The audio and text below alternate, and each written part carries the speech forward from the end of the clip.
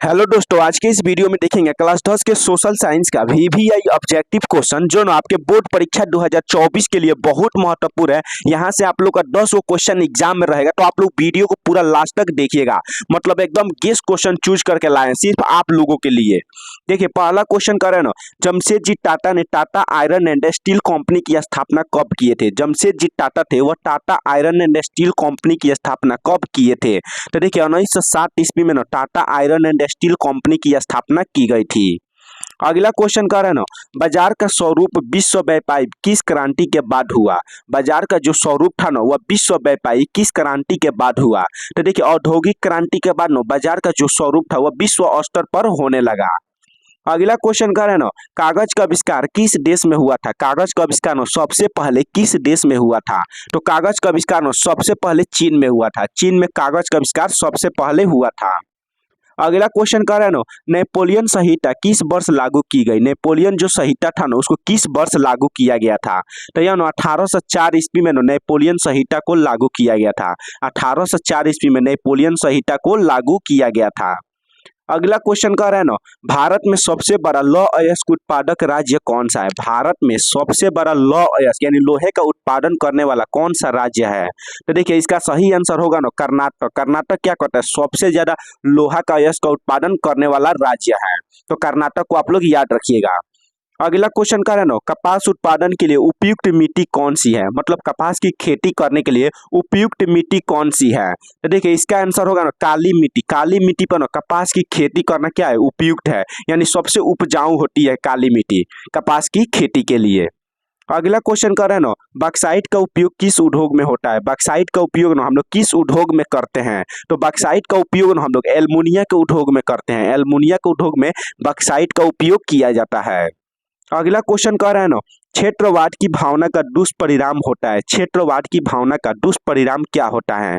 तो देखिए इसका सही आंसर होगा ऑप्शन नंबर बी, अपने क्षेत्र के प्रति विशेष अभिरुचि। अपने क्षेत्र के प्रति विशेष अभिरुचि होता है। अगला क्वेश्चन आप लोग देखिएगा ना, श्रीलंका के बहुसंख्य समुदाय की भाषा क्या है? बहुसंख्य मतलब होता है बहुत से लोगों की वहाँ की भाषा क्या है? श्रीलंका के बहुत से लोगों की भाषा क्या है?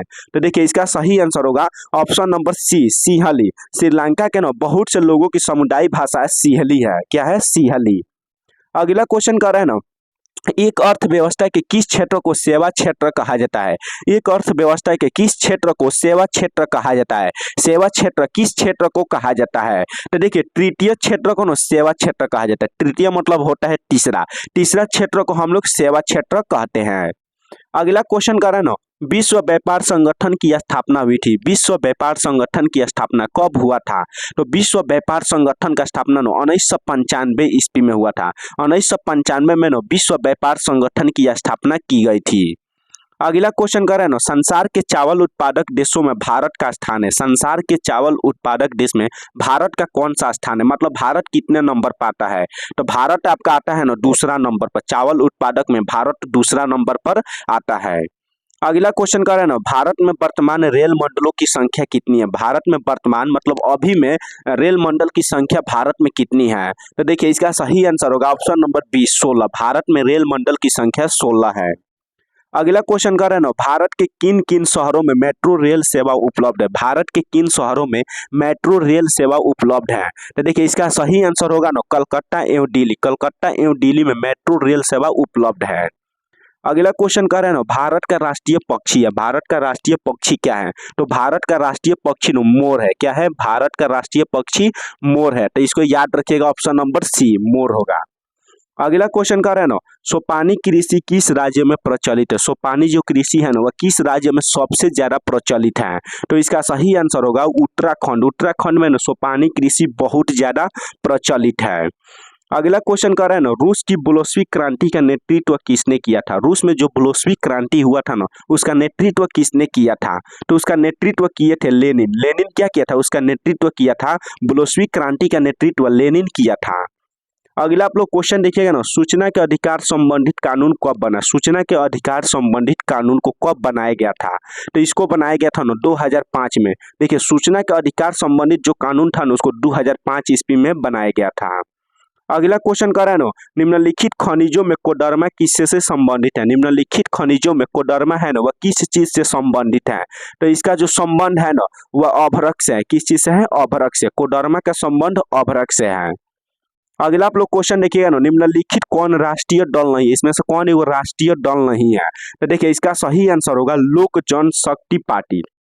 लोक जनशक्ति पार्टी है ना यह एक राष्ट्रीय दल नहीं है। अगला क्वेश्चन कर रहे हैं ना, भारत में किस तरह के लोकतंत्र की व्यवस्था की गई है। भारत में किस तरह के लोकतंत्र की व्यवस्था की गई है। तो भारत में ना अप्रत्यक्ष लोकतंत्र की व्यवस्था की गई है। कैसी, अप्रत्यक्ष लोकतंत्र की व्यवस्था की गई है। अगला क्वेश्चन कर रहे हैं ना, गठबंधन सरकार की पकड़ प्रशासन पर होती है। गठबंधन जो सरकार होता है उसका पकड़ प्रशासन पर क्या होता है। तो इसका सही आंसर होगा ऑप्शन नंबर बी, ढीला होता है। क्या होता है, ढीला होता है, मतलब मजबूत शासन नहीं होता है। अगला क्वेश्चन कर रहे हैं ना, गठबंधन की सरकार बनाने की संभावना किस प्रकार की दलीय व्यवस्था में होती है।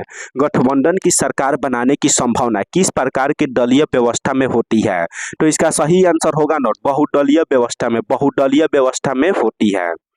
अगला क्वेश्चन कर रहे हैं ना, भारत में 1977 में हुए आम चुनाव में किस पार्टी को बहुमत मिला था। 1977 में जो आम चुनाव हुआ था ना उसमें किस पार्टी को बहुमत मिला था। तो इसका सही आंसर होगा ना जनता पार्टी को। किस पार्टी को, जनता पार्टी को बहुमत मिला था।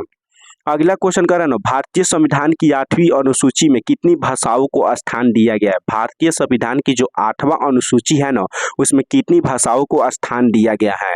तो उसमें ना 22 भाषाओं को स्थान दिया गया। कितनी भाषा को, 22 भाषा का स्थान दिया गया है। अगला क्वेश्चन कर रहे हैं ना, भारत उपभोक्ता संरक्षण अधिनियम की घोषणा कब हुई। भारत उपभोक्ता संरक्षण अधिनियम की घोषणा कब की गई थी। तो इसकी घोषणा 1986 ईस्वी में किया गया था। भारतीय उपभोक्ता संरक्षण अधिनियम की घोषणा 1986 ईस्वी में हुआ था। अगला क्वेश्चन कर रहे हैं ना, सन 2008-2009 के अनुसार भारत का औसत प्रति व्यक्ति आय था। देखिए 2008 और 2009 के अनुसार ना भारत का प्रति व्यक्ति आय कितना था। तो इसका सही आंसर होगा ना ऑप्शन नंबर बी, 25,494 रुपया। प्रति व्यक्ति भारत का औसत आय 25,494 रुपया था 2008 और 2009 के अनुसार। अगला क्वेश्चन कर रहे हैं ना, आधुनिक युग की प्रगति का श्रेय मुद्रा को है यह कथन किनका है। आधुनिक युग मतलब आज का जो युग है ना उसका प्रगति का श्रेय मुद्रा है। यह कौन से, मतलब यह किनका कथन है। तो यह बोले थे ना मार्शल, मार्शल का यह कथन है। मार्शल क्या बोले थे, जो आज का युग है इसका प्रगति का श्रेय मुद्रा यानी रुपया है। अगला क्वेश्चन कर रहे हैं ना, एटीएम के द्वारा पैसा निकालने एवं जमा किए जा सकते हैं। एटीएम के द्वारा ना कितने घंटे हम लोग पैसा निकाल सकते हैं या जमा कर सकते हैं, कितने घंटों तक। तो इसका सही आंसर होगा 24 घंटा। मतलब 24 घंटा क्या होता है, एटीएम चालू रहता है। अगला क्वेश्चन कर रहे हैं ना, आउटसोर्सिंग का सर्व प्रमुख क्षेत्र है। आउटसोर्सिंग का सर्व प्रमुख क्षेत्र क्या है। तो आउटसोर्सिंग का ना सर्व प्रमुख क्षेत्र क्या है, भारत है। क्या है, भारत क्या है, आउटसोर्सिंग का सर्व प्रमुख क्षेत्र है। तो दोस्तों आप लोग का ना जितना ऑब्जेक्टिव क्वेश्चन कराएं इसको एक बार और रिपीट देख लीजिएगा। हम गारंटी दे रहे हैं यहाँ से आप लोग का 10 को क्वेश्चन एग्जाम में रहेगा। और वीडियो को ज़्यादा से ज़्यादा शेयर कीजिएगा। और आप लोग का क्रैश कोर्स का वीडियो हम डेली करा रहे हैं, तो आप लोग प्ले लिस्ट में जाकर क्लास 10 क्रैश कोर्स का सब वीडियो देख लीजिएगा। आप लोग का 2 नंबरिया और 5 नंबरिया क्वेश्चन पूरा कंप्लीट हो जाएगा।